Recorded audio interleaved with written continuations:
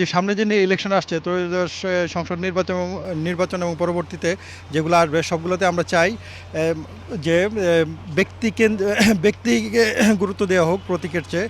কারণ প্রতীকের কারণে অনেক জায়গাতে আমরা দেখেছি যে অতীতে যারা অপকর্ম করেছে কিংবা যারা অপরাধী ছিল কিংবা বিভিন্ন ধরনের দুর্নীতির সাথে জড়িত ছিল ওই প্রার্থীরাও দলীয় বিবেচনায় পেয়েছে, নমিনেশন পেয়েছে কিংবা পাবে।